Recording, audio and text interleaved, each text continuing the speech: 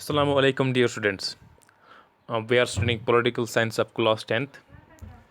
Today we are going to start a new chapter, that's chapter number 8 upper text, that is challenges to democracy. Democracy के सामने क्या क्या challenge हैं, आज में उनको डिस्कस करना है। हमने प्रीवियस क्लास में क्लास 9th में हमने सीखा है कि एक्सपेंशन ऑफ डेमोक्रेसी दुनिया में कैसे हुआ, फाइन। और हमने ये भी देखा कि जो डेमोक्रेसी है it's a dominant form of government. जो कंटेम्प्रेरी दुनिया है, जो कंटेम्प्रेरी वर्ल्ड है, उसमें सबसे डोमिनेंट फार्म, जो गालिब फार्म है, गालिब तर्ज की हुकूमत है, वो जमहूरियत है। लेकिन हमें ये भी याद रखना चाहिए कि डेमोक्रेसी के पास कोई चैलेंजर नहीं है, it has no serious rival, कोई संगीन हरीफ नहीं है जमहूरियत का। और हमने ये भी देखा है कि जो डेमोक्रेटिक पॉलिटिक्स है इसकी काफ़ी डायमेंशंस है, फाइन।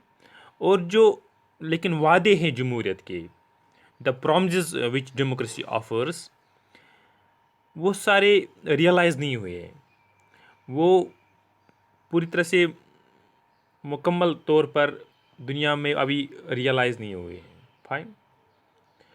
हमें ये भी याद रखना चाहिए कि जो जमहूरियत होती है इसका कोई चैलेंजर नहीं है। जैसे मैंने कहा ये डोमिनेंट फॉर्म है, इसका कोई सीरियस चैलेंजर नहीं है।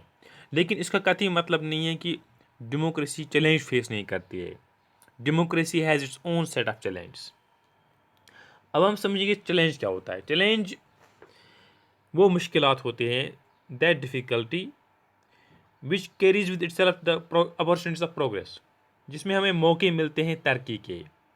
हम एक्सपेक्ट करते हैं कि इन चैलेंज को, हम इस मुश्किलात को से हम ऊपर उठेंगे, इन मुश्किलात से हम उभरेंगे ऊपर और फिर हम तरक्की करेंगे, उनको हम बोलते हैं चैलेंज, फाइन।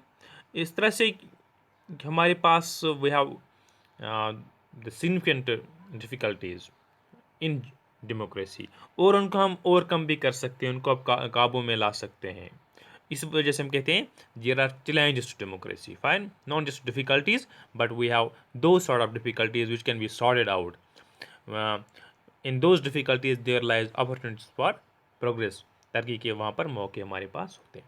अब हम चैलेंज को देखेंगे, चैलेंज कौन से चैलेंज है जमहूरियत के सामने। Number 1 is foundational challenge, number 2 is challenge of expansion, and number 3 is challenge of deepening of democracy। पहला जो है वो जमहूरियत की बुनियाद, दूसरा है इसको कैसे आप एक्सपेंड करेंगे किसी भी जमहूरी निज़ाम में, जो इसको हमने जहाँ पर हमने एक फाउंडेशन रखी है, और फिर उसको कैसे हम इसी गहराई में हम कैसे जा सकते हैं, इन चीज़ों को हम डिस्कस करेंगे। Number 1 is the foundational challenge. जो मुख्तलिफ ममालिक है उनमें मुख्तलिफ़ किस्म के चैलेंज हम देखते हैं। हमने यही देखा है कि तकरीबन 1/4 जो ग्लोब है वहाँ पर अभी भी डेमोक्रेसी नहीं है, और वहाँ पर जो चैलेंज है डेमोक्रेसी का, दैट इज़ मोर स्टॉक, काफ़ी संगीन चैलेंज है उन हिस्सों में दुनिया के। इसको हम बोलते हैं फाउंडेशनल चैलेंज, क्योंकि वहाँ पर जो है we have to make transition from democracy, from non democratic form of government to democratic form of government. इसमें हमें क्या करना पड़ता है, number 1 we have to bring down the existing non democratic regime, जो वहाँ पर गैर जमहूरी निज़ाम है उसको पहले ख़त्म करना है। नंबर 2 वहाँ पर जो मिलिट्री कंट्रोल होगा उसको भी हमें ख़त्म करना है। जैसे हम बात करते हैं, जैसे कि बांग्लादेश में था किसी अरसे तक, वहाँ पर मिलिट्री कंट्रोल था। तो यह पाकिस्तान में भी टिपिकल एग्जांपल है। तो वहाँ पर जो मिलिट्री को अवे रखना है किससे, गवर्नमेंट को कंट्रोल करने से। एंड नंबर 3 कि we have to establish a sovereign and functional state, एक सालिम और एक फंक्शनल स्टेट जो काम करने वाली स्टेट होगी, should not be dysfunctional, fine. इसको बोलते हैं फाउंडेशनल चैलेंज हमारे पास जो है। Number second challenge, challenge of expansion, जमहूरियत का फैलाव कैसे होगा। इसमें हमें क्या देखना है, ज़्यादातर जो एस्टेब्लिश्ड डेमोक्रेसीज़ हैं वो इस चैलेंज को फेस करती हैं। इसमें हमें ज़्यादातर ये देखना है कि किस तरह से जमहूरी उसूल, जो बुनियादी उसूल है डेमोक्रेटिक गवर्नमेंट के, उनको हम किस तरह से मुख्तलिफ़ इलाकों में, मुख्तलिफ़ रीजन्स में, जो डिफरेंट सोशल ग्रुप्स है उन पर, या जो मुख्तलिफ़ इदारे हैं उनमें हम किस तरह से बुनियादी जमहूरी गवर्नमेंट के उसूल लागू कर सकते हैं। फाइन। इसमें हमें किन चीज़ों का ख्याल रखना पड़ता है? इसमें इस चीज़ का ख्याल रखना पड़ता है कि जो ज़्यादा से ज़्यादा जो पावर है वो लोकल गवर्नमेंट के पास होना चाहिए, और जो फेडरल उसूल है, जो डिफरेंट जुज़ है किसी भी फेडरेशन के, वहाँ पर पावर्स उनके पास होने चाहिए। फेडरल प्रिंसिपल जो है वो अपनाने हुए, वहाँ पर वो फेडरल प्रिंसिपल्स इन प्रैक्टिस होने चाहिए। इसी तरह से इंक्लूजन ऑफ वीमेन, वुमेन का डिसीजन मेकिंग में एक रोल होना चाहिए। इस तरह से माइनॉरिटी ग्रुप्स जो होते हैं किसी भी मुल्क के, वहाँ उनके पास भी पावर्स होने चाहिए, उनके पास भी वो पावरलेसनेस का शिकार नहीं होने चाहिए। है। इस तरह से हम कह सकते हैं कि जो कम से कम जो फैसले हैं वो डेमोक्रेटिक कंट्रोल के बाहर हो। इट मीन्स डेमोक्रेटिक कंट्रोल के ज़्यादा से ज़्यादा अंदर में डिसीजंस लिए जाए, इसको हम बोलेंगे there is is expansion of democracy. और जो ज़्यादातर जो ममालिक हमारे पास होते हैं, जैसे अगर हम इंडिया की बात करेंगे या अमेरिका की बात करेंगे, वहाँ पर हम ये चैलेंज देखते हैं। अगर हम इंडिया की स्पेसिफिक बात करेंगे, यहाँ पर हम कहते हैं कि division of powers between central government and state government, जैसे मैंने कहा जो फेडरल प्रिंसिपल है, इसको हमें ज़्यादा स्ट्रेंथन करना पड़ेगा। या हम देते हैं रिजर्वेशन ऑफ सीट्स हम देते हैं शेड्यूल कास्ट, शेड्यूल ट्राइब्स की, ओबीसीज की। It is a case of expansion of democracy.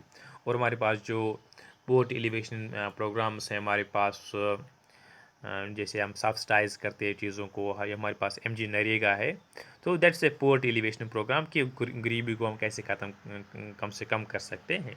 So it's a challenge of expansion of democracy. तो ये हमने देखा कि किस तरह से किन किन चीज़ों में हमें किस तरह से हम एक्सपेंशन ऑफ डेमोक्रेसी कर सकते हैं, किस तरह से कौन से उसूल हमें अपनाने चाहिए। इसके बाद हमें देखना है कि जो challenge of deepening of democracy, हम किस तरह से जमहूरियत को डीपन कर सकते हैं, इसको किस तरह से हम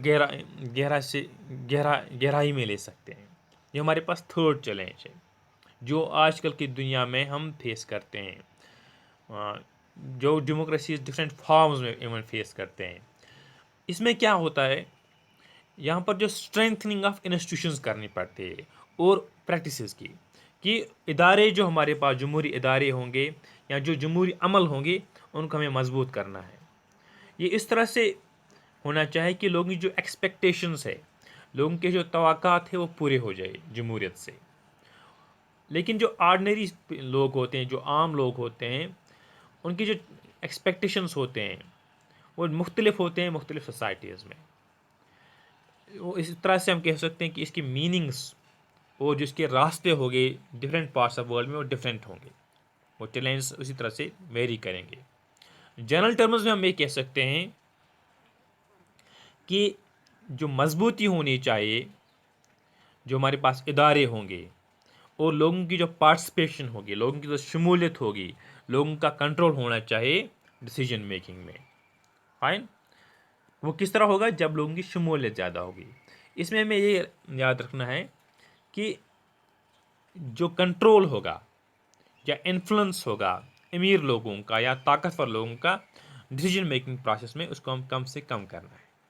फाइन। उसको we have to bring it down the control of rich and powerful. Fine.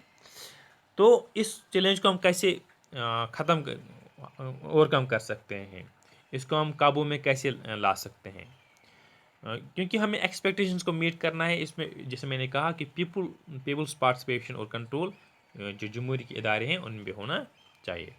अगर हम इंडिया की स्पेसिफिक बात करेंगे, जो विजिबल हमारे पास इम्पैक्ट है ऑफ डीपनिंग ऑफ डेमोक्रेसी, जिसे हमने अगर आपने देखा होगा, जब आप गवर्नमेंट किस तरह से पहली बार बनी, तो वहाँ पर जो उनको they had to form a coalition government, उस वक्त उनने लोगों को कंसल्ट किया कि हम कोलिशन बनाएंगे कांग्रेस के साथ या नहीं बनाएंगे।